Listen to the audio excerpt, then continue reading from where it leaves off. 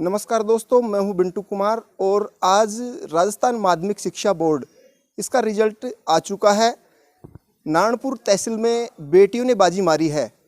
हमारे साथ वो बेटी जो नारायणपुर तहसील टॉपर रही है आर्ट्स में, वो मौजूद हैं। हम उनसे जानने की कोशिश करेंगे कि कितने घंटे वो पढ़ती थी और एक गरीब परिवार से है। इनके पिता है वो मजदूरी करते हैं, लेकिन जिस तरीके से इन्होंने क्षेत्र का नाम रोशन किया, अपने माता पिता का नाम रोशन किया है, उसको लेकर हम इनसे आज खास बातचीत करेंगे। इन्होंने आर्ट्स में 94.60 94.60% अंक इन्होंने प्राप्त करके नारायणपुर तहसील टॉप किया है।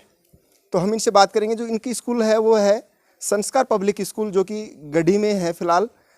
सबसे पहले तो आपको बहुत बहुत बधाई, शुभकामनाएं। जिस तरीके से आपने नारायणपुर तहसील में टॉप किया है, उसको लेकर आप जैसे जो ये श्रेय है आपने 94.60 जो बनाई है, ये श्रेय किसको देना चाहेंगे आप? सबसे पहले तो मैं ये श्रेय मेरे गुरुजनों को और मेरे पिता को देना चाहूँगी, जिन्होंने मुझे इतनी अच्छी स्कूल में पढ़ाया लिखाया, और मेरे गुरुजनों ने मेरा इतना साथ दिया, मुझे इतना प्रेरित किया पढ़ने के लिए।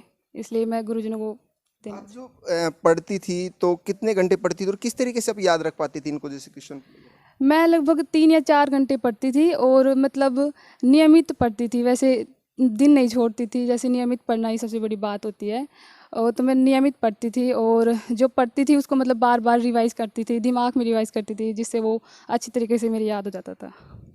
अभी कोरोना काल भी चला था, उस समय पढ़ाई वगैरह थोड़ी डिस्टर्ब हुई, उसको लेकर भी आप थोड़ा सा किस तरीके से पढ़ती थी फिर? हाँ, कोरोना काल में मैं मतलब नियमित पढ़ाई जारी रखी मैंने। एक तो मेरे भाई जो है उनका मोबाइल फ़ोन मैंने मतलब यूज़ किया, और किताबों का मैंने मतलब सदुपयोग किया है, और मैं घर पे मतलब पढ़ती थी रोज़ाना किताबों से। नारायणपुर तहसील टॉपर रही हैं, तो आप कैसा महसूस कर रही हैं फिलहाल? आज मैं बहुत खुश हूँ, क्योंकि मेरी इतनी परसेंटेज बनी है, नारायणपुर तहसील में मैंने टॉप किया है, तो मैं आज बहुत खुश हूँ। आप जैसे अभी भविष्य में क्या बनना चाहते हैं, क्या रुचि है, आप किस क्षेत्र में जाना चाहेंगी?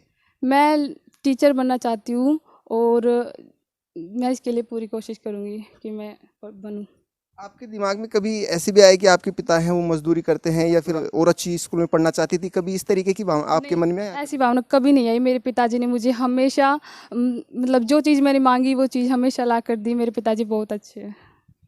तो आप देख सकते हैं इनके पिताजी जो एक मजदूरी करते हैं, और इन्होंने अपने पिता और अपनी माता का जो नाम रोशन किया है क्षेत्र में नहीं बल्कि पूरे राजस्थान में। जिस तरीके से बेटियों ने बाजी मारी हैं, कहीं ना कहीं बेटियां हैं वो लड़कों से काफ़ी पिछड़ती थी, लेकिन इस बार बेटियों ने काफ़ी अच्छे अंक प्राप्त करके नारायणपुर तहसील टॉप किया। इस बारे में क्या कहेंगे? बेटियां कहीं पीछे तो नहीं है लड़कों से? नहीं, ये कहना गलत होगा कि बेटियां पीछे है। बेटियां आज हर क्षेत्र में कदम से कदम मिलाकर चल रही है सभी के साथ। ऐसे नहीं है कि बेटियां लड़कों से कम है। हमेशा लड़कियां लड़कों के बराबर चलती आ रही है, और जो ऐसा सोचते हैं वो गलत है कि लड़कियां पीछे रहेंगी। आपको मालूम है, जैसे अगर अपन निजी स्कूलों की बात करें तो आपने नारायणपुर तहसील टॉप किया है, और अगर अपन सरकारी स्कूल की बात करें तो उसमें 93, वो भी एक गढ़ी की लड़की है जिसके पिता भी नहीं है शायद उनके। उसके बारे में आप क्या कहेंगे? जो लड़के पढ़ते नहीं हैं, जो छात्र किस तरीके से आपने इस तरह के अंक प्राप्त किए हैं, उनको क्या कहना चाहेंगे आप?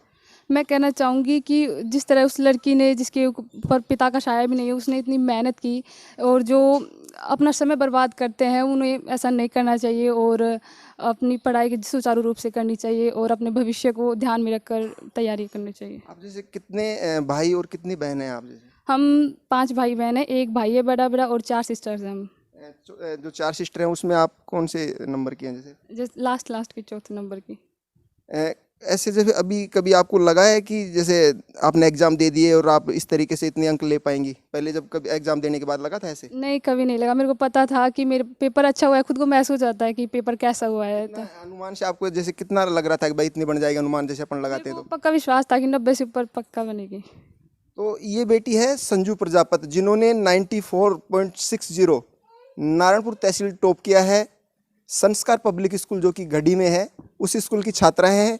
ये भविष्य में एक टीचर अध्यापक बनना चाहती हैं। तो हम भी भगवान से प्रार्थना करेंगे कि इनकी जो इच्छाएं हैं वो ज़रूर भगवान इनकी पूरी करे।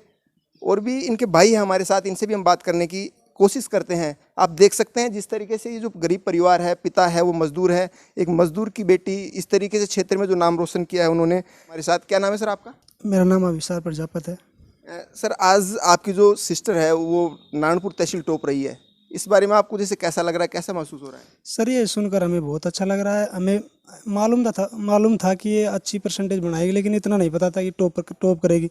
जैसे रिजल्ट आया, फिर जैसे हमने बातें की और गुरुजनों का फ़ोन आया, उन्होंने कहा कि भाई आपकी जो ये बच्ची है उसने ये तहसील नारायणपुर वगैरह बानसूर इसमें टॉप किया है। तो हमें बहुत अच्छा लगा और विश्वास तो था कि भाई पढ़ने में इंटेलिजेंट है।